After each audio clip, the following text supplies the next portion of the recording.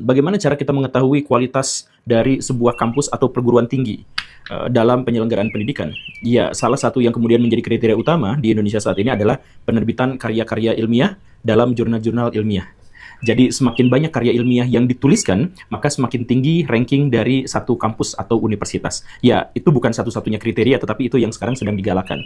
Dan karena itulah, maka kampus-kampus terkemuka di Indonesia itu berlomba-lomba untuk memiliki dan mengakreditasi jurnal-jurnal yang besar. Di kota saya, ada kampus terkemuka, namanya ITB. Itu punya banyak sekali jurnal ilmiah. Ada ITB Journal of Science, ada ITB Journal of Engineering, dan lain sebagainya. Begitupun ketika kita melihat UI atau UGM, itu hampir setiap fakultas di antara mereka, atau bahkan semua fakultas di antara mereka, itu memiliki jurnal-jurnal ilmiah. Karena apa? Ya, karena tentu saja sekarang penerbitan jurnal ilmiah itu dijadikan sebagai kriteria untuk menakar kualitas dari satu kampus. Dan karena itu pula lah, maka kampus-kampus juga berlomba-lomba untuk mendorong kader-kader akademik terbaik mereka untuk menulis di jurnal-jurnal ilmiah. Jadi mahasiswa kalau mau bikin proyek, dia harus bikin karya ilmiah. Dosen kalau mau naik pangkat, dia harus bikin karya ilmiah, dimasukkan ke dalam jurnal ilmiah. Guru besar untuk bisa mendapatkan guru besar, titelnya begini dan begitu, dapat proyek, dapat jabatan, bahkan itu juga harus menulis karya-karya ilmiah dan lain sebagainya. Dan karena didorong menjadi seperti itu, maka karya-karya ilmiah dalam bentuk tulisan di Indonesia itu menjadi semakin banyak, sangat-sangat banyak. Sampai ada di level bahwa Indonesia sekarang adalah produsen dari karya ilmiah terbesar di dunia. Kita masuk 20 besar negara penyumbang karya ilmiah. Itu adalah sesuatu yang sebenarnya positif dan harus kita syukuri, harus kita banggakan. Tetapi di balik kebanggaan itu, ada sesuatu yang cukup mengerikan dan cukup meresahkan, yaitu kita kebanjiran karya-karya ilmiah, tetapi karya-karya ilmiah yang dimaksud itu tidak memiliki bobot akademik yang memadai. Banyak di antara mereka itu yang memiliki dua masalah sekaligus. Yang pertama, jelek, dan yang kedua, amoral. Jelek dalam hal karya ilmiah itu metodologinya cacat, atau fakta-fakta di sananya terbantahkan. Itu misalkan kategori jelek. Atau ada kategori yang amoral, bahwa karya-karya ilmiah itu copy paste dari karya yang lain. Atau bahwa dia itu mencatut nama orang yang tidak semestinya dicatut, dan lain sebagainya. Nah, di Indonesia sekarang, jurnal-jurnal ilmiah yang melimpah itu justru dipenuhi oleh koleksi-koleksi kepalsuan dan kejelekan dari karya ilmiah. Dan setelah diselidiki, dilihat-lihat, ternyata ini bukan hanya menjadi fenomena di Indonesia, tetapi ini bahkan menjadi fenomena global. Di negara-negara yang lain juga seperti itu. Maka ada seorang ilmuwan, namanya adalah Pak Lukman Mohe, itu berupaya untuk mencari jalan keluar bagaimana caranya agar kampus-kampus itu tidak selalu menghasilkan karya-karya yang jelek dan amoral. Maka dia dalam kaitannya sebagai akademisi di American University of Beirut di Lebanon, itu langsung bikin proyek yang namanya adalah Research Integrity Index atau RII, Research Integrity Index. Dalam Research Integrity Index itu, kampus-kampus di seluruh dunia diselidiki, kemudian dilihat, dan kemudian akhirnya Pak Profesor Lukman ini bikin rankingnya. Rankingnya itu terdiri dari 5 spektrum, katakanlah spektrum ya.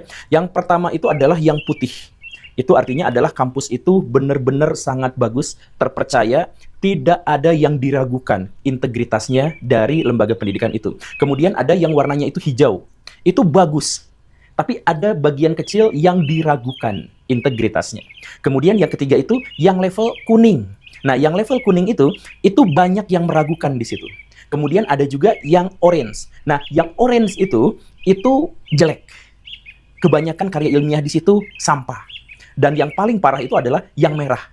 Benar-benar tidak direkomendasikan karena tidak memiliki nilai integritas sama sekali. Atau 0,0 sekian saja memiliki integritasnya. Nah, yang ngeri dari hasil penelitian atau hasil proyek dari Pak Lukman itu adalah Indonesia masuk ke zona merah, di mana jurnal-jurnal dan karya-karya ilmiah yang diterbitkan di Indonesia itu ternyata jelek banget, tidak terpercaya banget, dan amoral.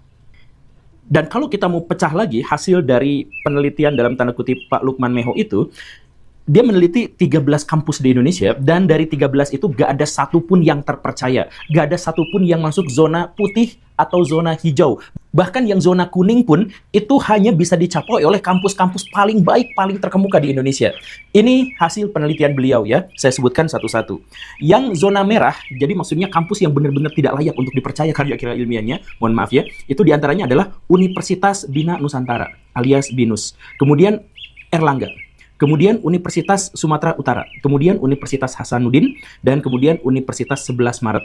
Nah, itu yang merah banget, kata beliau ya, kata beliau. Kalau misalkan Baraya mau ngecek, silahkan di web resminya itu sudah ditampilkan. Indonesia itu yang red flag banget gitu, kampus yang tidak memiliki integritas atau memiliki hanya sedikit sekali integritas. Kemudian yang zona orange, itu di Indonesia ada 3, yaitu Universitas Diponegoro, Universitas Brawijaya, dan Universitas Pajajaran. Sedangkan yang kuning, nah yang kuning itu yang mendingan gitu ya, itu diantaranya adalah Universitas Teknologi 10 November, kemudian Universitas Indonesia, UI, kemudian ITB, Universitas Teknologi Bandung, kemudian Institut Pertanian Bogor, dan Universitas Gajah Mada. Ya hanya 13 ini saja yang diseleksi, diteliti, karena tentu saja memakan banyak waktu kalau misalkan mau ratusan kampus di Indonesia diteliti, tapi intinya anggaplah ini mewakili, dan dalam perwakilan-perwakilan yang ada di Indonesia, bahkan kampus-kampus terbaik di Indonesia pun, karya-karya ilmiah dan jurnal-jurnal ilmiah mereka itu relatif tidak bisa dibanggakan, karena minim sekali integritasnya, begitu kurang lebihnya. Nah, dari penelitian dan kemudian proyek yang dilakukan oleh Pak Lukman ini, tentu saja memicu dan memantik banyak sekali opini dan perdebatan di kalangan akademisi-akademisi di Indonesia, khususnya dari orang yang bergelut di kampus-kampus yang disebutkan tadi itu. Ada yang mengatakan bahwa ya, ini memang masuk akal karena di Indonesia itu banyak sekali masalah-masalah kejujuran dalam moral akademik kita. Ada juga yang mengatakan bahwa wah, ini nggak benar ini. Pak Profesor Lukman Meho itu tidak melihatnya secara holistik. Saya melihat, saya membaca ada banyak sekali reaksi-reaksi dari akademisi di Indonesia yang merasa sangat keberatan. Ada yang paling ekstrim itu sampai menyebut bahwa penelitian dan proyek yang dilakukan oleh Pak Lukman Meho dari Beirut, Lebanon itu sekedar fenomena maling teriak maling gitu. Jadi mereka mengata-ngatai negara-negara ini, kampus-kampus ini jelek dan sebagainya, ya sedangkan dia juga sebenarnya jelek. Maksudnya, apa otoritas dari seseorang sampai harus menilai bahwa kampus ini tuh jelek, kampus ini tuh bagus, kampus ini memiliki integritas, kampus ini amoral dan sebagainya gitu kan. Makanya muncul banyak sekali perdebatan-perdebatan. Cuman kalau misalkan saya secara pribadi melihat bahwa ya, saya bukan peneliti tentu saja, dan saya tidak memiliki akses untuk bisa mengetahui pertimbangan-pertimbangan yang dilakukan oleh Pak Lukman Meho untuk bisa menakar bahwa Indonesia itu merah, bahwa ini tuh dan lain sebagainya. Tapi kalau misalkan dilihat dari web resminya, itu sepertinya cukup masuk akal. Coba misalkan kita lihat ya, menurut Baraya ini masuk akal atau tidak. Yang masuk ke dalam kategori negara-negara yang memiliki integritas baik dalam penulisan karya ilmiah itu adalah Rusia, Jepang, Kanada, negara-negara Skandinavia, termasuk Argentina ada nyempil satu di situ, itu bagus-bagus sekali. Itu negara yang kampus-kampusnya itu relatif putih-putih. Begitu. Nah, kemudian yang hijau itu ada Brazil, ada Thailand, ada Turki, Meksiko, Spanyol, dan Portugal. Itu karya ilmiahnya masuk ke dalam spektrum hijau. Jadi maksudnya sangat bagus, cuman ada bagian-bagian kecil, ada kasus-kasus yang menunjukkan bahwa iya, tidak sempurna begitulah ya. Kemudian yang kuning atau yang di pertengahan itu ada Cina, ada Iran, ada Uni Emirat Arab, kemudian ada Ukraina dan ada Maroko. Itu kuning. Kayak Cina kayak gitu tuh masih kuning gitu ya. Jadi agak terpercaya, tapi banyak juga kasus-kasus yang menunjukkan hal yang sebaliknya. Kemudian yang level orange itu tidak terpercaya ya. Ada Malaysia, ada Mesir, ada Nepal, ada Tunisia. Dan kemudian yang merah itu Indonesia, Arab Saudi, India, Pakistan, Bangladesh, Irak. Nah, itu yang merah itu. Nah, kalau misalkan Baraya cek dari negara-negara yang tadi disebutkan, itu kayaknya masuk akal gitu. Jadi maksudnya, yang tidak bisa dipercaya dalam karya ilmiah, ternyata ada Indonesia, ada Kazakhstan, itu kan sebenarnya mengkonfirmasi beberapa penelitian yang sebelumnya gitu. Atau misalkan kita juga menyebut negara-negara Skandinavia, Jepang, itu adalah negara-negara yang memiliki kampus-kampus yang terbaik di dunia. Itu juga bisa kita konfirmasi. Makanya, ya walaupun menghasilkan banyak sekali perdebatan dalam hal ini, tetapi kalau misalkan kita lihat dalam opini paling kasar, dengan hipotesis yang paling awam, kayaknya penelitian dan riset yang dilakukan oleh Pak Lukman Meho ini cukup masuk akal.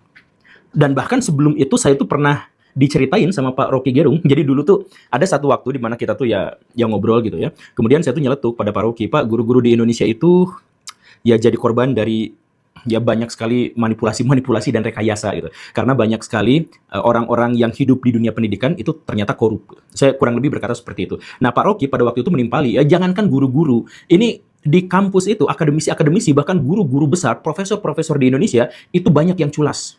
Itu karya-karya ilmiah mereka itu banyak yang palsu. Kata Pak Rocky itu seperti itu. Dan beliau tuh langsung memberikan kepada saya sebuah tantangan. Coba cari satu karya ilmiah buatan dari profesor, buatan dari guru besar di Indonesia. Coba cari, kemudian ketikkan di dalam komputer, kemudian salin ke dalam bahasa Inggris, lalu cari di Google misalkan. Nah, itu tuh ternyata duplikasi, ada banyak sekali duplikasi, ada banyak sekali cacat moral, cacat etika, dan cacat administratif, bahkan cacat akademik dalam karya-karya mereka itu gitu. Jadi sebelum saya mendapatkan cerita dari Pak Lukman Meho ini, Pak Rocky itu sudah mengatakan kepada saya, sekaligus juga nantangin, buktikan aja sendiri tentang betapa banyaknya karya-karya ilmiah di Indonesia yang tidak bisa dipercaya, yang tidak lebih daripada copy paste dari karya-karya ilmiah yang lain gitu. Nah, begitu kemudian saya juga datang kan, saya itu cukup sering datang ke kampus-kampus gitu. Nah, di kampus-kampus itu juga saya sering mendapati kasus-kasus di mana guru besarnya dicabut gelarnya, atau misalkan beberapa dari dosen mereka ketahuan karya ilmiahnya palsu dan lain sebagainya, itu sering seperti itu. Jadi, lagi-lagi saya tidak memiliki akses yang benar-benar terpercaya untuk bisa mengetahui bagaimana cara Pak Lukman Meho itu mengetahui kondisi-kondisi di setiap kampus di seluruh dunia. Tetapi beberapa pernyataannya dalam pengalaman pribadi saya itu sudah terkonfirmasi begitu. Dan kalau memang Indonesia ternyata adalah salah satu negara yang paling merah, yang paling tidak bisa dipercaya secara akademik, kenapa itu bisa terjadi? Saya membaca salah seorang akademisi dari Bengkulu, dari kampus Muhammadiyah, dari Universitas Muhammadiyah, namanya Pak Andi Azhar, beliau menuliskan bahwa wajar kalau misalkan akademisi-akademisi di Indonesia itu tidak terpercaya dan karya-karya ilmiahnya itu memang tidak layak untuk dijadikan referensi. Kenapa? Karena ya itu tadi, masalahnya ada di awal, seperti yang saya jelaskan di awal, yaitu apa? Yaitu bahwa kampus-kampus sekarang itu berlomba-lomba untuk mendapatkan akreditasi tinggi, nilai tinggi, ranking tinggi, dan karena itu mereka memaksa ke para akademisi mereka itu untuk bikin karya ilmiah dengan iming-iming naik jabatan, dengan iming-iming dipermudah untuk dapat ini proyek begini dan begitu dan sebagainya. Karena itulah maka banyak sekali jurnal-jurnal ilmiah di Indonesia yang sama sekali tidak ilmiah. Bahkan tidak ada editornya, bahkan tidak ada verifikasi dari rekan sejawatnya, bahkan jurnalnya sama sekali tidak dikenal dan tidak diketahui. Jurnal ilmiah di Indonesia itu tembus puluhan ribu. Luar biasa. Tetapi walaupun tembus puluhan ribu itu, tidak banyak dari tulisan-tulisan itu yang menjadi referensi atau menjadi basic dari penentuan sebuah kebijakan publik. Kan gini Baraya, karya ilmiah yang dituliskan dalam jurnal itu adalah level tertinggi dari sebuah referensi. Jadi dia tuh harusnya banyak dikutip. Bukan hanya banyak dikutip, tapi dia juga menjadi basis bagi terselenggaranya kebijakan-kebijakan publik. Nah, tapi jurnal-jurnal ilmiah di Indonesia itu tidak ada yang mengutip. Karena levelnya dianggap rendahan atau levelnya dianggap tidak terpercaya sama sekali. Beliau, Pak Andi Azhar itu kemudian menyebutkan beberapa masalah dalam penerbitan karya-karya ilmiah di Indonesia. Yang pertama, itu banyaknya pengelola jurnal ilmiah abal-abal. Gak diketahui reputasinya bagaimana, tidak diketahui portofolionya seperti apa, tidak diketahui rekam jejak dalam dunia akademiknya juga tidak diketahui, tapi tiba-tiba dia menerbitkan jurnal ilmiah dan mengajak orang-orang untuk menuliskannya. Demi apa? Ya yang penting terbit, yang penting bisa naik pangkat. Itu yang pertama. Kemudian masalah yang kedua adalah kurang atau tidak adanya kurasi. Nah, yang dijelaskan tadi, kurang atau tidak adanya kurasi, uji argumentasi, dan telaah sejawat. Bahkan tidak ada editornya. Nah, ini benar sekali. Jadi, karya ilmiah itu, Baraya, yang masuk dalam jurnal ilmiah, biasanya itu ketat luar biasa. Ketat sekali untuk bisa terbit di sana itu. Jadi banyak ilmuwan dilibatkan di sana bahkan hanya untuk membaca dan kemudian mengevaluasinya saja. Tapi di Indonesia itu gak kelihatan kegiatan yang seperti itu. Itu masalah kedua. Kemudian masalah ketiga, maraknya joki dan sogok-sogokan. Yang penting terbit. Nah ini ya sudah jadi rahasia umum lah ya, tapi ingin saya tekankan lagi, karya-karya di ilmiah di Indonesia itu banyak sekali sogokan, yang penting masuk, dan kemudian ya ada profesional yang biasa menulis jurnal-jurnal ilmiah. Jadi kalau misalkan Baraya searching di Google, itu juga ternyata banyak sekali tersedia buka jasa penulisan karya ilmiah, itu banyak sekali. Nah, itu dimasukkan ke dalam jurnal-jurnal di Indonesia. Nah, itulah yang memalukan itu. Kemudian yang keempatnya itu lemahnya metodologi penelitian. Ini juga pengalaman pribadi saya. Saya pernah bertemu dengan seorang profesor yang dia itu ditugasi oleh negara untuk meneliti salah satu situs paling luar biasa di Indonesia. Situs arkeologi paling keren di Indonesia. Dia yang disuruhnya, dia pas ngobrol sama saya, benar-benar gak ngerti soal metodologi ilmiah. Benar-benar gak ngerti. Dan pada akhirnya proyeknya itu, dia kan harus menggali sebuah situs gitu ya. Kan kalau menggali situs itu biasanya pakai koas kecil-kecil, sedikit demi sedikit detail gitu ya. Dia mengerahkan tentara untuk pakai cangkul, pakai linggis. Itu peninggalan arkeologis Indonesia diperlakukan dengan cara seperti itu, saking dianya memang gak paham soal metodologi. Gitu.